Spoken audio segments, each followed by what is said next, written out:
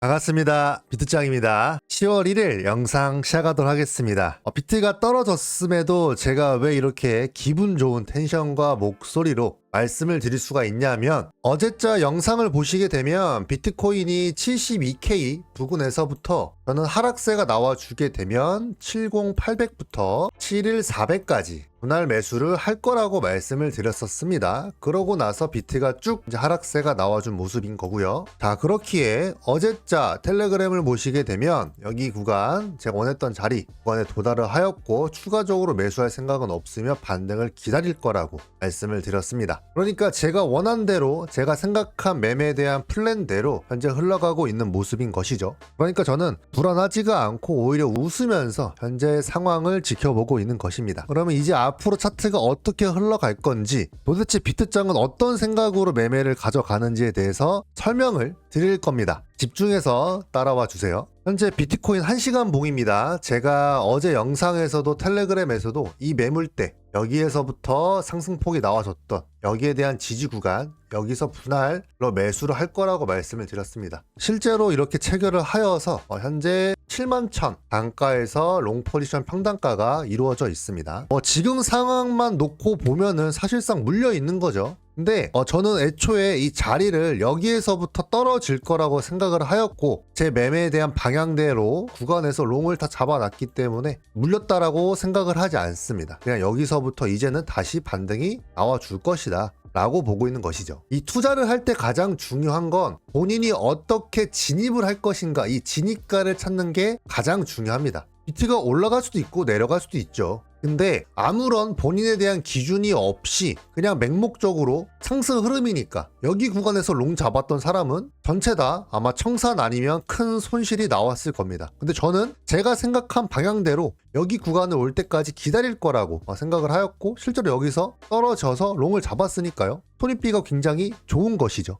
물론 제가 여기서 더 추가적 하락이 나와서 손절을 할 수도 있죠. 투자에 대한 100%는 없으니까요. 손절을 하면은 당연히 손절을 할 거라고 말씀을 드릴 거고요. 자, 그러면 일단 지난밤에 왜 하락이 나왔는가를 알아야만 지금 이 패턴을 알아갈 수 있거든요. 나스닥 15분봉 차트입니다. 이때 10월 24일부터 나스닥이 상승세가 시작이 되면서 2600포인트까지 쭉 끌어올렸어요. 그러니까 10월 24일 일주일의 기간 동안 나스닥을 올려놓은 것을 어제 단 하루 만에 그대로 다 했습니다. 그러니까 추가 하락이 나와준 것이고요. 물론 제가 생각했던 구간보다 좀 많이 내리긴 했는데 결국에 저는 반등이 나올 거라고 생각을 갖고 있습니다. 어차피 여러분 다 아시겠지만 이 골짜기가 깊을수록 반등도 크고, 이 반등폭이 클수록 하락세도 크거든요. 영원한 상승도 영원한 하락도 없으니까요. 골짜기가 깊은 만큼 여기서 다시 말아 올리면서 위아래 핸들링을 할 거라고 생각을 합니다. 근데 참 공교롭게도 이 월봉 마감 직전에 하락을 시켜놓고 마감을 쳤어요. 그리고 대선은 11월 5일날 있고요. 그러니까 이 모든 것들은 다 고래들 소나기에 우리가 있기 때문에 우리는 고래를 이길 수가 없습니다. 그래서 늘 중요한 게 기다림의 매매를 해야 된다는 거죠. 기다림의 매매. 기다림의 매매를 하면은 본인만의 매매 기준이 생깁니다.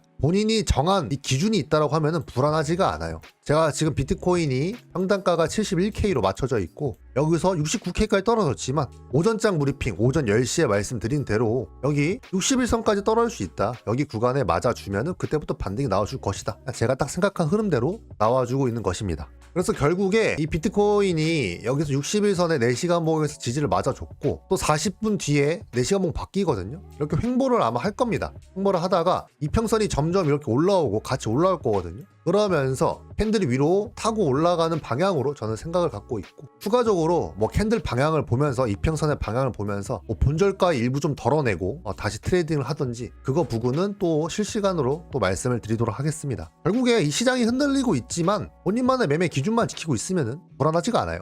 그리고 여러분들 제가 늘 말씀드리지만 고배 쓰지 마세요. 고배. 제가 매주 월요일 목요일 7점 투자방에서 레퍼럴 코드 가입해주신 분들 한해서만 이렇게 라이브 방송을 진행을 하거든요. 그래서 어제자 영상을 보시게 되면 제가 레버리지 관련해서 말씀을 드린 게 있습니다. 근데 이거는 여러분들도 아셔야 되는 부분이라 설명을 드리자면, 보통 여러분들이 평균적으로 하는 시드가 7,000불이라고 가정을 했을 때 10배 레버리지를 쓰게 되면 7만 불로 됩니다. 그러니까 내 자산을 담보로 레버리지를 쓰는 거죠. 그럼 1억이 됩니다. 근데 마이너스 10% 가면 청산이에요. 근데 20배를 가게 되면 1000만 원으로 2억 원어치의 매수를 할 수 있고 5%만 반대로 가면 청산입니다. 즉 내가 가진 1000만 원이 다 날아간다라는 것이죠. 그래서 제가 어제자에 여기 다 10배로 세팅을 하라고 말씀을 드렸었고, 이게 왜 중요하냐면 비트코인이 무빙이 흔들릴 때 여기 고점 기준으로 잡겠습니다. 73K까지 올라갔고 비트코인이 지금 69K까지 떨어졌잖아요. 그러면은 보시게 되면 비트코인이 대략 7% 정도입니다. 7%. 그러니까 레버리지 10배를 썼으면 이 무빙에 대해서 살아남을 수가 있는데 레버리지 20배를 썼으면 강제 청산가예요. 그럼 본인이 평단가가 다 사라진 겁니다. 근데 여기서 더 떨어지면 괜찮죠. 어차피 죽을 거였으니까.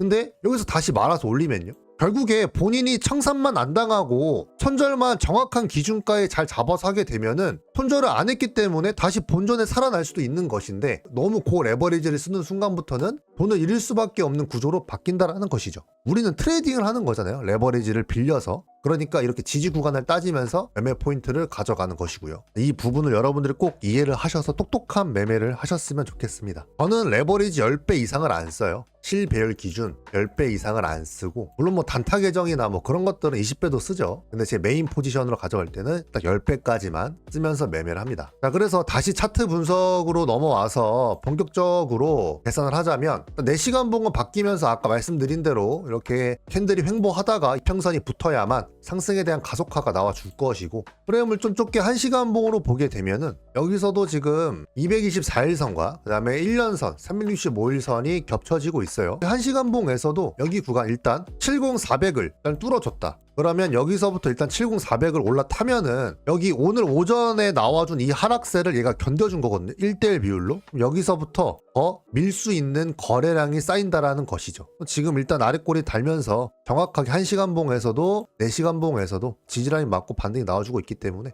추가적 반등을 생각을 하고 있습니다. 그러면 이제 손절가는 어디로 가져갈 거냐? 손절가 같은 경우는 여기 제가 생각한 60일선에서 지지를 맞아 주었는데, 추가적으로 가격이 밀렸을 때 68K 여기 구간이거든요. 근데 어디까지 전 볼 생각이냐면은 여기가 마지막 쌍바닥 구간이에요. 이 구간이 65K가. 근데 65K까지 견디는 건 사실 쉽지가 않거든요. 그래서 일단 여기 60에서 지지를 못하고 고꾸라지면은 68쯤에서는 아쉽지만 손절을 생각을 해보는 방향으로 가져가야 될 것 같아요. 물론 이게 손절이 쉽지가 않습니다. 왜냐하면 이게 본인 돈이잖아요. 저도 제 소중한 돈이거든요. 그러니까 익절 같은 경우는 공짜 돈이니까 얼마를 먹던 간에 그냥 그릇의 싸움일 뿐 익절하면 돼요. 익절 구간일 때는 뭐 많이 올라가면 좋은 거지만, 근데 이 손절 같은 경우는 손절을 치게 되면 내 돈 날아가는 거잖아요. 공짜 돈이 아니고 내가 피땀 흘려서 번 돈이 날아가는 거라 손절을 신중하게 생각을 해야 됩니다. 그래서 지금 구간에서 막 가격 구간을 얘기하는 것보다 이 이동평균선이 깨지는 걸 보고 나서 저는 판단을 하는 편이거든요. 종가 마감이랑 같이. 그래서 해당 내용들은 또 텔레그램에다가 다 말씀을 드릴 겁니다. 저는 늘 말씀드리지만 저희 모든 매매 내역 다 공개하고, 손절하면 손절한다, 익절하면 익절한다, 다 투명하게 공개하는 채널이니까요. 자, 그래서 오늘 영상이 도움 되셨다면 구독이랑 좋아요 한 번씩만 부탁드리면서 저는 실시간 또 지켜보면서 더 좋은 영상으로 또 찾아뵙도록 하겠습니다. 감사합니다.